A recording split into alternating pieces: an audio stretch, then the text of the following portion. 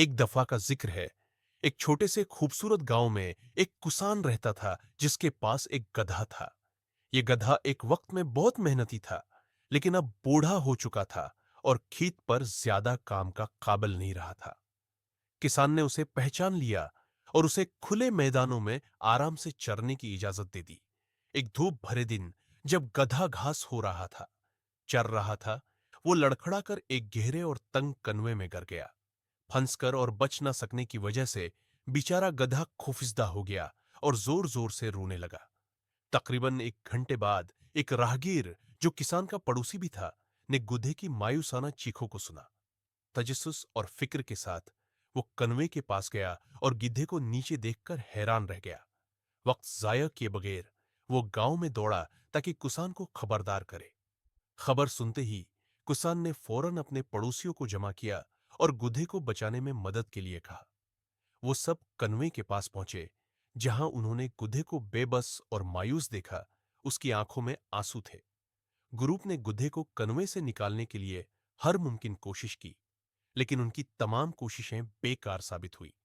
जैसे जैसे दिन गुजरता गया, कुसान मायूसी और अमलियत पसंदी के दरमियान फंस गया। उसने एक दिल दहला देने वाला फैसला किया। उसने नतीजा अख्ज़ किया कि गुधा बहुत बूढ़ा हो चुका है और उसे बचाना नामुमकिन हो सकता है।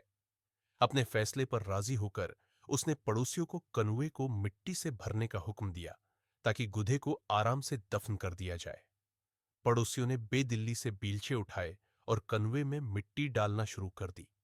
जैसे ही मिट्टी उस पर गिरने लगी, गुद्धे का दिल और भी टूट गया। उसे एहसास हो गया कि उसके मालिक ने क्या फैसला किया है। वो और जोर से चीखने लगा, लेकिन जैसे जैसे मिट्टी गिरती गई, उसके हाथ और भी टूट गए। अंदर एक जज्बा पैदा हुआ। हर बीलचा मिट्टी जो उसकी पीठ पर गिरती, गुधा कुछ काबिल जिक्र करता। वो मिट्टी को झाड़ता और उसे एक कदम के तौर पर इस्तेमाल करता ताकि खुद को ऊपर उठा सके। आहिस्ता आहिस्ता और मुस्तकिल मिजाजी से वो इस अमल को जारी रखता रहा। हर तह मिट्टी उसे ऊपर ले जाती। कुछ देर बाद गधे की चीख बंद हो गई, जिसने देखने वालों को हैरान कर दिया। किसान ने कनवे में झांका और हैरत से देखा कि गधा जमा होने वाली मिट्टी के ढेर पर कदम रखता है और कनवे से बाहर छलांग लगाता है। एक गहरा एहसास उस पर तारी हुआ जब गधा मैदान में चलता हुआ दूर हो गया। उसने अपने मालिक की मोहब्बत या उसकी कमी की हकीकत को जान लिया था। आजादी और बका के नए एहसास के साथ गद्दा ने कभी पीछे मुड़कर नहीं देखा और अपनी दूसरी जिंदगी को गले लगा लिया। उस कहानी का सबक यह है कि मुश्किल वक्त या तो आपको पीछे हटा देता है या आपको आगे बढ़ा देता है। रोक सकते हैं या आपकी तरक्की में मदद कर सकते हैं। यह उस पर मुनहसर है कि आपका रुदामल क्या होता है। कहानी में गधा एक गहरे कनवे में गिर गया था और मिट्टी से दफन होने वाला था। हार मानने के बजाय गधे ने मिट्टी को झाड़ना और उस पर कदम रखना चुना ताकि खुद को ऊपर उठा सके।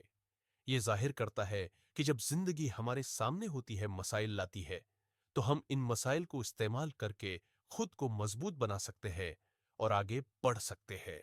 एक और सबक जो हमने सीखा वो है हार न मानने का। गुधा वहां बैठकर किसी के बचाने का इंतजार नहीं करता रहा।